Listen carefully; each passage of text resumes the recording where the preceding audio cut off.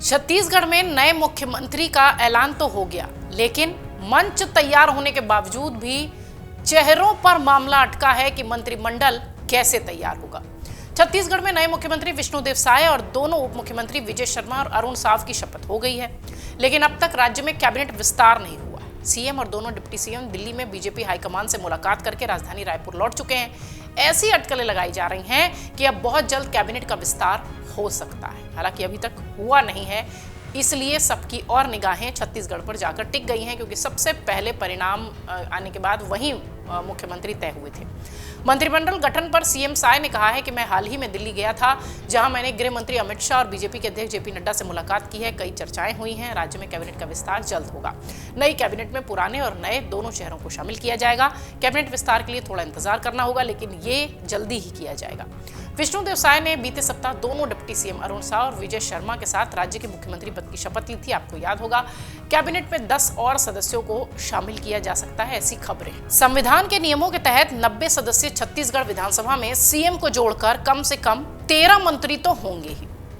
इधर विष्णुदेव साय कैबिनेट में संभावित मंत्रियों के रूप में बृजमोहन अग्रवाल और अमर अग्रवाल, जो कि जनरल कैटेगरी से आते हैं, धर्मलाल कौशिक और अजय चंद्राकर, जो कि ओबीसी से आते हैं, केदार कश्यप और विक्रम उसेंडी, जो कि एसटी अनुसूचित जनजाति से आते हैं। इसके अलावा दयाल दास बघेल अनुसूचित जनजाति से जाति से आते हैं, एससी से, और राजेश मूड़त, जो कि जैन समुदाय से आते हैं।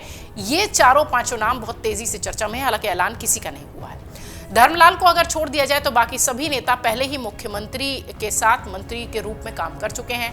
कैबिनेट में नए चेहरों में आईएएस अधिकारी से नेता बने ओपी चौधरी, गजेंद्र यादव, डोमन लाल कोरसेवाड़ा, इन सब का नाम बहुत तेजी से चल रहा है। इसके अलावा महिला नेताओं में पूर्व केंद्रीय मंत्री रेणुका सिंह, पूर्व सांसद गोमती साय, पूर्व प्रदेश मंत्री लता उसेंडी का नाम बहुत तेजी से चल रहा है। ये तीनों महिला नेता एसटी समुदाय से आती हैं। जैसा कि हमने शुरुआत में कहा कि पुराने और नए दोनों को मिलाकर मंत्रिमंडल बनेगा, ऐसा साय कह चुके हैं।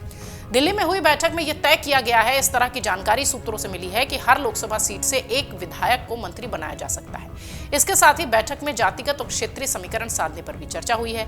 मंत्रिमंडल में 4 पुराने और 6 नए चेहरे हो सकते हैं। बताया यह भी गया कि मंत्रिमंडल में जिन नामों पर सहमति बनी है, उन नामों को अमित शाह ने फाइनल किया है।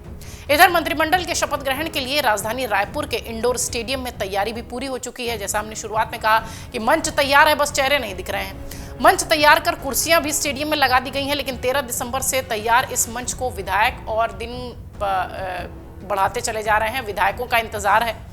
सीएम साय कई बार दिल्ली का दौरा कर चुके हैं, लेकिन अभी तक किसी मंत्री का नाम सामने नहीं आया है। सत्र के बाद, यानी ये जो अभी सत्र चल रहा है, उसके बाद जो है शपथ ग्रहण हो सकता है, ऐसी जानकारी मिल रही है। 19 दिसंबर से 21 दिसंबर तक छत्तीसगढ़ विधानसभा का सत्र आयोजित है और जानकारी ये मिल रही है कि सत्र के बाद शपथ ग्रहण का कार्यक्रम होगा। अब तक विधायकों को बीजेपी की ओर से आधिकारिक जानकारी वैसे नहीं दी गई है। पार्टी आलाकमान से स्थानीय नेता संपर्क साधे हुए हैं, लेकिन उनके पास इस बाबत कोई जानकारी नहीं है। इधर 13 दिसंबर को मुख्यमंत्री और डिप्टी सीएम के शपथ ग्रहण के बाद से ही अटकलें लगाई जा रही थी कि अब मंत्रिमंडल का विस्तार होगा, लेकिन लगभग 10 दिन बीतने जा रहे हैं। आज 21 तारीख हो चुकी है, 22-23 तक लगभग 10 दिन हो जाएंगे और 10 दिन से अभी तक किसी भी तरह की स्थिति साफ नहीं हुई है। 13 दिसंबर को रायपुर के साइंस कॉलेज में विष्णुदेव साय ने मुख्यमंत्री पद की शपथ ली थी। राज्यपाल विष्णु भूषण हरिचंदन ने उन्हें शपथ दिलाई थी। उसके ठीक बाद अरुण साव और विजय शर्मा ने डिप्टी सीएम की शपथ ली थी। मंच पर प्रधानमंत्री नरेंद्र मोदी, गृह मंत्री अमित शाह, बीजेपी के राष्ट्रीय अध्यक्ष जेपी नड्डा और यूपी के सीएम योगी आदित्यनाथ के साथ कई राज्यों के मुख्यमंत्री मौजूद थे। लेकिन इन सब के बीच जो तैयारी थी वो ये कि मंत्रिमंडल का विस्तार भी 1-2 दिनों में हो जाएगा, लेकिन लगभग 1 हफ्ते से ज्यादा का समय बीत चुका है। ऐसी तस्वीर अभी तक नहीं दिखाई पड़ रही है। लेकिन हाँ, माना यह जा रहा है कि मंच तैयार है, तो आखिर देरी क्यों हो रही है, और कहा यह भी जा रहा है कि जैसे ही सत्र खत्म होगा मंत्रिमंडल का विस्तार होगा। देखने वाली बात यह है कि विष्णु साय की टीम में वो कौन से चेहरे दिखाई पड़ेंगे, अनुभवी या नए।